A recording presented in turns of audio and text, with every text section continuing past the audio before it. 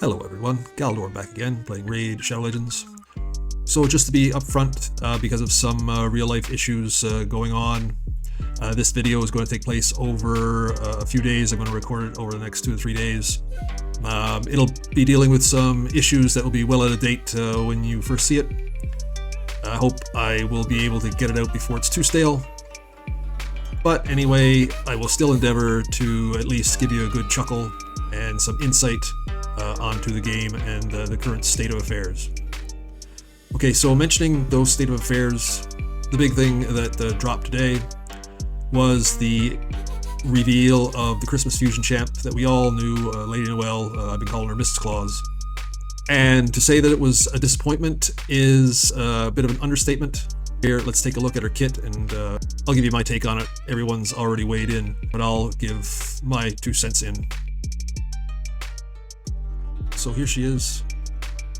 Basically, the bottom line on this champ is that on her own, not as spectacular as I felt needed to be released for this Christmas Fusion. After all the things that have gone on in Raid and a lot of the unhappiness of the player base over some of the things that Fesliyan and the Raid developers have done, it really needed to have a really good fusion to make everybody content with the game again. And this champion is not really it, because we all knew she was going to be a companion to Sir Nick, as I call him, Death Santa. However, it seems that rather than being a strong champ on her own and being greatly enhanced with Santa, she seems to honestly quite rely on him being there with her, because she's a little underwhelming.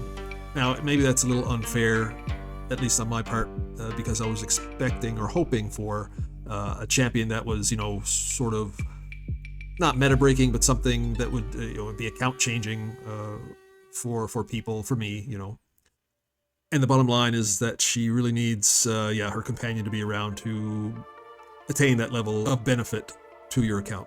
So anyway, attacks one enemy on the A1, places the block buffs for 2 turns, and increases the turn meter, so it's a big turn meter drop if they're under a freeze.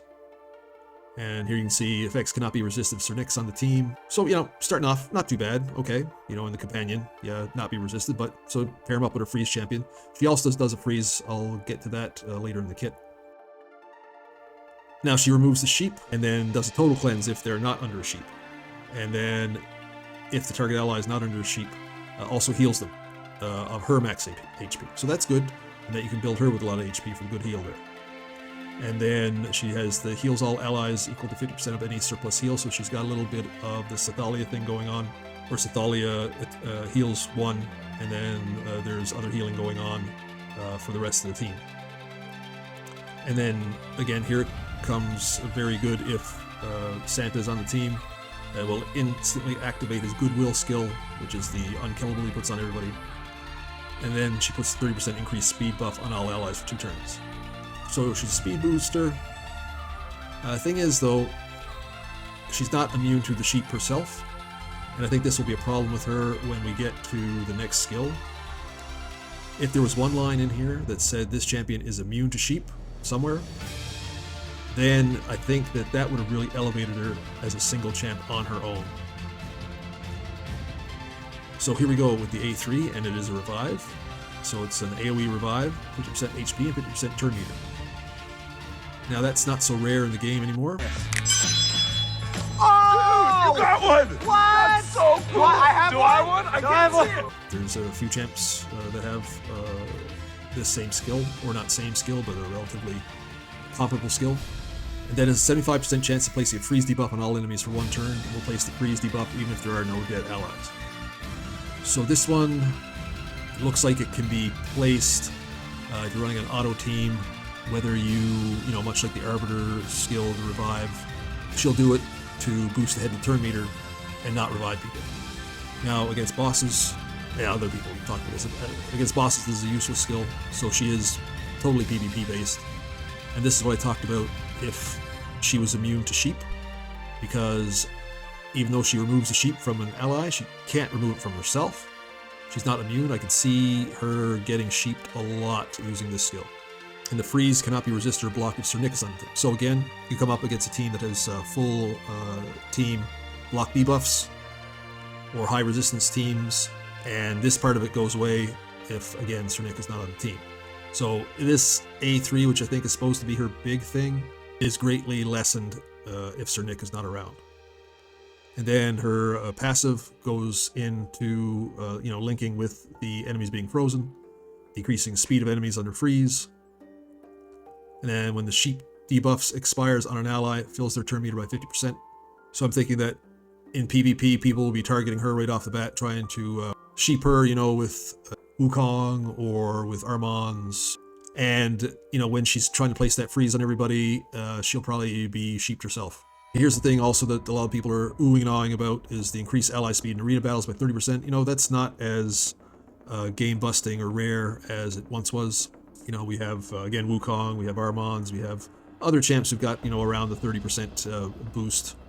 And having a big boost in arena doesn't automatically mean that you're going to, go first, that you're going to win the speed race. It all depends on how you've kitted out your other champs. And case in point, I will say, how often do you see Lord Shazar anymore?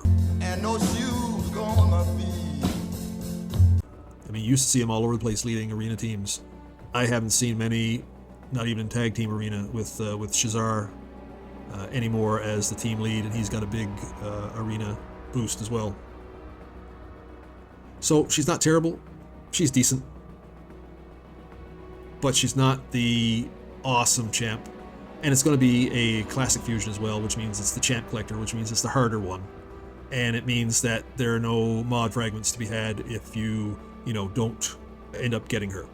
So at least Raid could have given an easier style of either hybrid fragment fusion or full-on fragment fusion, rather than the old style collect the champs and then you got to level and rank the champs and ascend the champs. It makes it quite difficult to attain this champion, especially since she needs Sir Nick, and as we all know, right now you have to get Sir Nick, if you don't already have him, from the ongoing Titan event. Now, because they've mashed up this Titan event and mixed it all up with the He-Man chase going on and the current power path, as well as the stock fusion. And the point here is that I decided to skip the stock fusion because I wanted to make sure that I was well prepared for the Christmas fusion. Turns out that on his own, stock is probably a lot better than Lady Noelle, which is, okay, that's on me, all right? I gambled. The insane gambler. To not go for one fusion, to wait for another one. But however, come on. Come on. The rando fusion thrown in before like your big annual event fusion that was dropped in there really to suck out resources. The champion is better than the big annual event fusion? Come on. Oh, come on! That's a bit ridiculous. Absolutely So anyway, ridiculous. having blabbered on about that, I have decided that, you know what? Even though this might be a stretch, even though it's going to be kind of difficult with stuff, like I said, going on in real life right now, if I want to get any worth out of this, I'll have to get Sir Nick and then pursue the fusion for Lady Noelle. So I am going to try and do both, since I've already sort of invested into it, indirectly I guess you could say. So right now what's going on, I finished off the Artifact Handsome event. I've had a lot of silver here lately. I just kind of blew through that. I'm finished with it. I'm not going to get this Chaos Ore. Got the snow points, 50 of them. Got the Ancient Shards. Shards are very important, and that's going to lead into what I'm doing today. I'll get to it shortly. And we see this Path of Power, and as we can see, they put in 210 snow points. I've already achieved 60 of them. I haven't pulled any shards yet. I've done it mainly through Spider turn attack, using my Spider Hard team that can farm level 7 of Hard in like a minute, usually around 20 turns. And I'm going to continue to rack up points before I pull any shards. And I need these because, as you saw before, in the Summon Rush, involved with this. And basically this is just kind of another summon rush.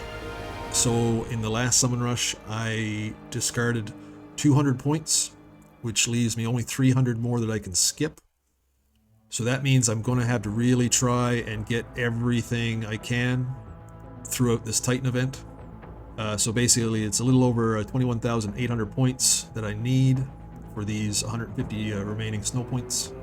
And I've calculated out that it's 4.8, so 5 shards at 4,500 coins per sacred shard.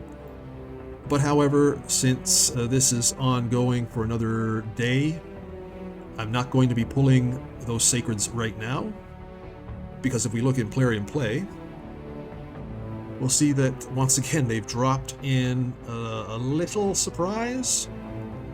This was not there a little while ago. It's right after the progressive chance that was going on. I was going to pull during the progressive chance until I saw this little tidbit, which starts tomorrow, the extra legendary event. And of course, even though they've dropped it in there, they're not telling you what shards it is. If you summon a legendary champion from the indicated type of shard while the extra legendary event is active, you'll get a different, you get an extra. But they don't tell you what it is.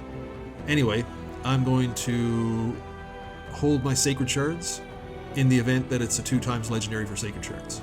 So I won't be pulling shards till tomorrow. I had intended, like I said, at this point in the video to pull sacred shards to get the rest of those snow points, but now I'm going to hold off and I'm going to do the pulling tomorrow. I should be able to get a little bit of time to pull shards tomorrow, and it's only on for a day, so that'll give me a bit more time to build up some points, so maybe I can shave off and not even have to pull the 5 sacreds, actually just pull 4 sacreds, so it might be beneficial to me. The fusion start has been officially announced for Monday the 16th, so I was right on that.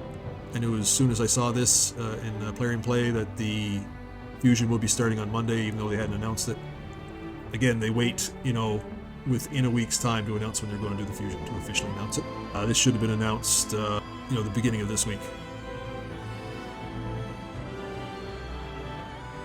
But right now, what I'm going to be doing is I'm going to be doing the Soul Chase tournament since it's almost finished. I was not going to participate in this because I don't have a lot of Soul Stones. However, I do want to get the Void Shard, and I think with the amount of Soul Stones I have, that I have a good shot at getting the Void Shards, because the shards are becoming very important now because of the Champion Chase that's going to be involved in the Titan event, and of course because of all the shard activities that are going to happen during the fusion itself. So getting an extra Void Shard would be very big in the pursuit of both Lady Noelle and Cernic. So that's what we're going to do. Right now I have 76. Oh, I can buy another one. I did my level 15 Iron Twins. Oh, good for you! So I only have 1 Immortal, but 77 Mortals.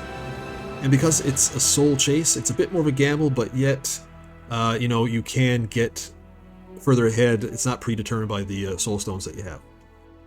So I am going to pull these Soul Stones and see what I get, and I'm hoping to get that Void Shard. I'm going to pull 7, then we'll do 7 10 pops, then we'll get on with the Immortal. And I'll be picking up coins too, so, that's a benefit. Alright, here we go. Start off with an Epic, good. Krakarth, no. I have a Krakarth that's a Doom Tower. Champ, not very good. I don't know, I think it'll probably be a Cell. Only 2-star, not worth much. Blue 2, nothing.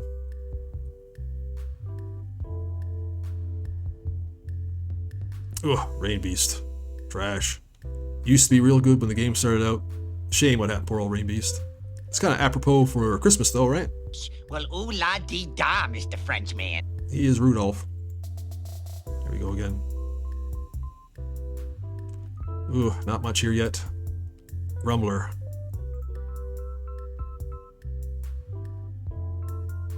Getting some epics.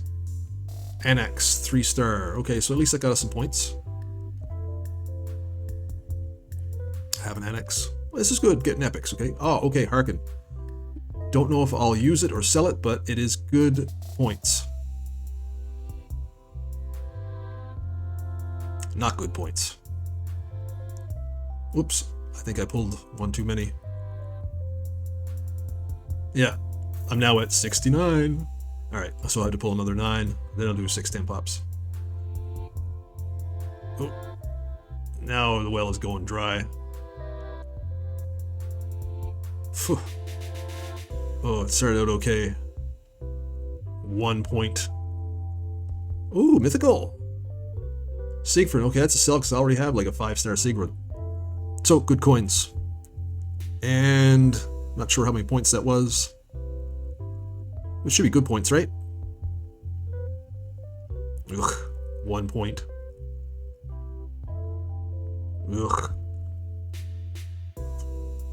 This is killing me, man. 1-star rares. Oh, not another one. Oh, 2-star. Still 2 points. I didn't get what was for the mythical. Oh my god. Fuck.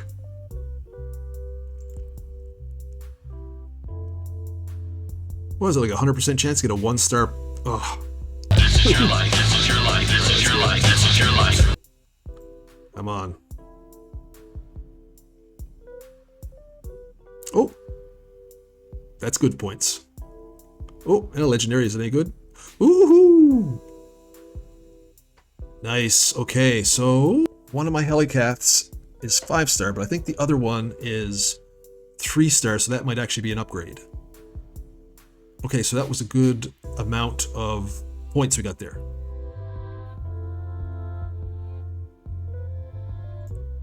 Ooh, another gold.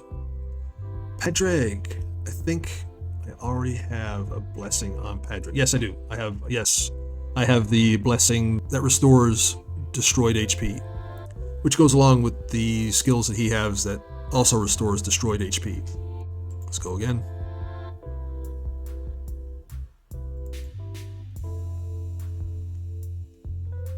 Okay, not bad. I think we've safely got the Void Shard now.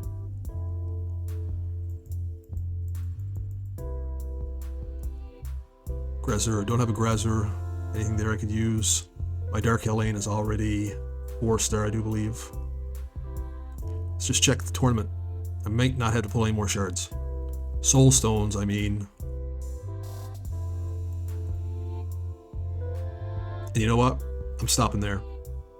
I got what I wanted. I don't think I have enough left to be able to double my score to get this whale food. I've got nothing left. Whoop, took 300 energy. Oh yeah, okay. I'll use that to keep running the spider turn attack and boost up my points for the Titan a bit. Let's just go in and see. Yeah, look at that. There we go. So I did get a beneficial soul. So, He's the Helicath that I put on the clan boss team. However, I've been thinking about taking him out of the clan boss team when I take my mod out of the portal. Okay, I'm going to awaken Fane.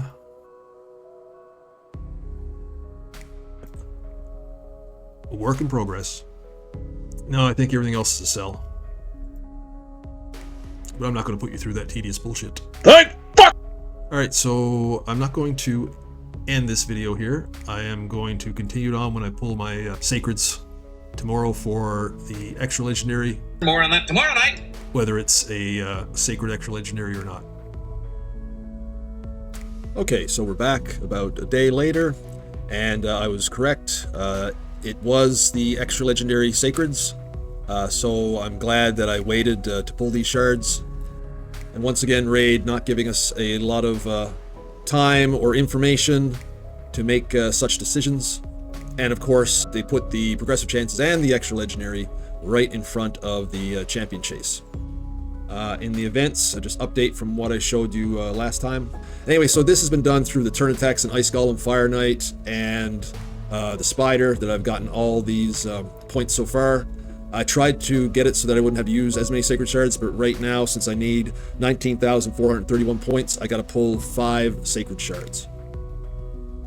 Looking at the other avenues in this Titan event, I'm on the verge of breaking through and getting the champion training points. I've been trying to avoid expending a lot of my champ training resources with the fusion coming up, because that could be a big trap as well. So this is really going to be a good test of how I can manipulate my resources, my scarce resources, over the Titan event and the fusion to try and get both champions. So this is going to take a lot of skill in resource management.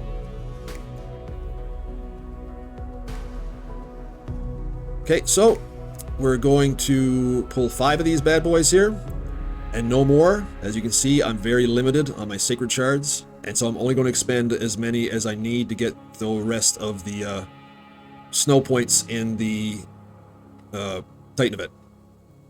So here we go. Frostbringer. Nope, no thanks. Number 2. More epic. Oh, a Cryodan. Okay, I can empower my Cryodan. That's good. That's good. Let's go. Let's go. Let's go. That's a decent pull. But of course, we're looking for that extra legendary. So not as exciting as it should be. Okay, another one is 3. Another epic, and it's who the hell is this? Tomo. I am totally unfamiliar with this champ. I have no idea whether she's shit or whether she's half decent. She's trying to compete with Coldheart as Queen of the Underboob, but sorry, Coldheart still holds that title. My pretty little lass there. All right, so let's take a look at her. Okay, increases all heals and turn meter fill effects by 20% when used on allies from Shadowkin. Okay, yeah, all right, so she's not a leader Unity champion or anything. That's pretty underwhelming. At the A3, Thick as Thieves. Places counterattack buff on 1 target ally. And then 3 turns instead of 2 if they're from, again, the Shadowkin faction. And then fills turn meters of all allies with 50% and 30% increased crit damage on all allies. So that's decent. And places the increased crit rate again, Shadowkin. That's decent, I guess. Now A2, attacks all enemies, decrease attack. Whatever. You're wasting so time, what the a fuck? lot of time on Tomo, sorry. Okay, so we need to pull 2 more. Ugh, another epic. Come on. Yeah, Wuji. Wuji, make me a sandwich. Nice hair. Attacks one enemy, 30% chance of placing 25% weaken for 2 buffs, for 2 turns, sorry. Will target all enemies when counterattacking with the skill, okay. Did she put counterattack on herself? What's this?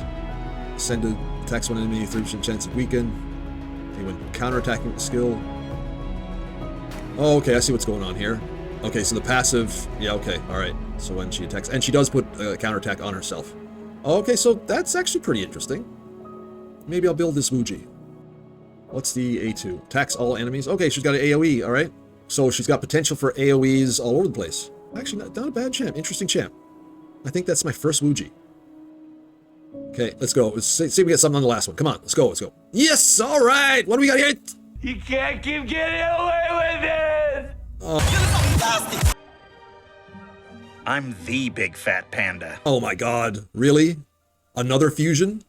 And who we got here? It's Look at my pony all behind! Pony all behind! Pony all behind! Pony all behind! okay, well, you know what? That's not bad. Maybe I can use a second Death Knight. You know, my first Death Knight is not in Stone Skin. Maybe I'll make the traditional Stone Skin Death Knight with this one. Because I've gotten away from using Death Knight in, or I should say UDK, Ultimate Death Knight, in the arena. Because I just had him in a shield set, basically, and built him out for defense. Now I have a second one. Maybe I'll make the traditional Stone Skin UDK. So he could be a big boost ahead for Tag Team Arena. Huh. And the Panda, Bambus. Again, another fusion. So I think in the near future, I might just make a video going over all the fusion champions I've pulled on this account. Not fused, but pulled on this account. So to help counteract the FOMO that Plarium tries to push on everybody all the time. To say, hey, listen, you know, don't kill yourselves on fusions. You might just, well, pull one in future. Because I might have close to double figures now of fusions. And if I remember correctly, this guy was not very impressive. And I don't see him used very much in Arena. Let's check him out, though. Okay, so his passive. 50% chance of transferring any debuffs placed on an ally to this champion when they're under... That's right. This guy puts himself to sleep all the time. Yeah, now I remember him from Curse City. Okay, so he won't transfer any of the really good control debuffs. And the start of his champion's turn removes any sleep debuffs. So he puts himself to sleep, then he wakes himself up. The active effect transfers all debuffs from this champion to the enemy with the highest resist. If a sleep debuff was removed from this champion. Yeah, okay, so he puts himself to sleep and he funnels back the debuffs going onto the team through him. It's a weird kit. Like I don't know how I would use him or where I would use this guy. It's one of these guys that you really have to think about. And you know me, I'm not big on all that stuff. Deal with it, nerds. Right? It has to be pretty obvious for me. Okay, so A3 target first place is increased accuracy buff and increased attack buff on all allies. Okay, so increased accuracy, increased attack. That's pretty cool. Okay, these buffs are pretty cool. 75% chance of placing an enfeeble debuff on the target enemy. Okay, enfeeble cannot be placed on bosses, and he can decrease accuracy. And then he puts himself to sleep. And this debuff cannot be blocked or resist. Okay, so yeah, so I can pair him up with a Duchess or something. Yeah. Because that's the problem with Cornelia. With her sleep healing skill, I got her paired up with Pythion and Sand Devil, and she keeps trying to use that sleep. I don't want to turn it off on auto, but it gets blocked all the time, and she just wastes a turn. So, okay, so this guy's better at that. So as a buffer and potential debuffer, okay, I guess not a bad skill for the A3. So let's check out the A2. Okay, so on the A2. So it's an AoE. Before attacking, place a shield on all allies, equal to 30% of their max HP for 2 turns. Okay, so that's good. No, actually no, it would be better if it was his max HP, because then you can control it better. And increases. So he's a buff extender. Okay, that's good. So maybe this guy's not so bad after all. Maybe, I don't know.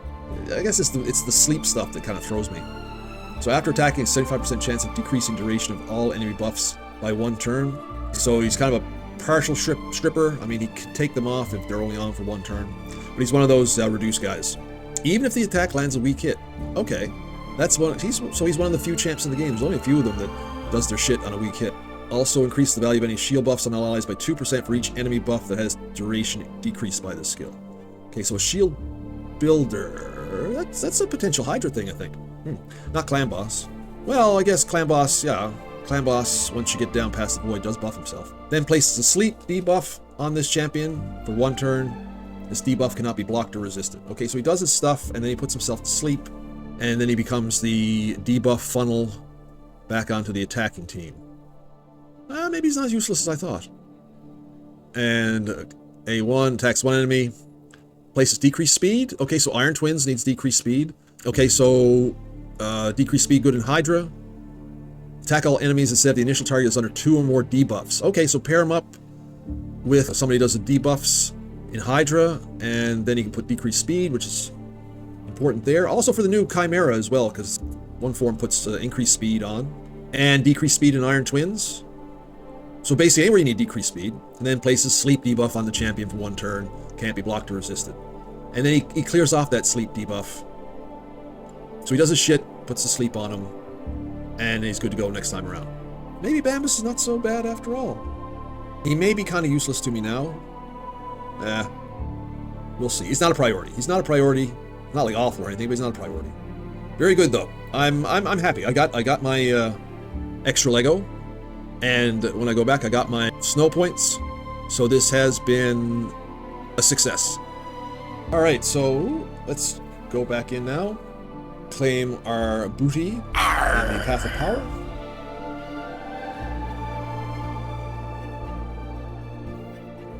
And there we go, got them all. Yeah, didn't go for He-Man, so don't care about any of that bullshit down there. 3,000 extra coins because of that Sacred Shard that I just needed a fraction of.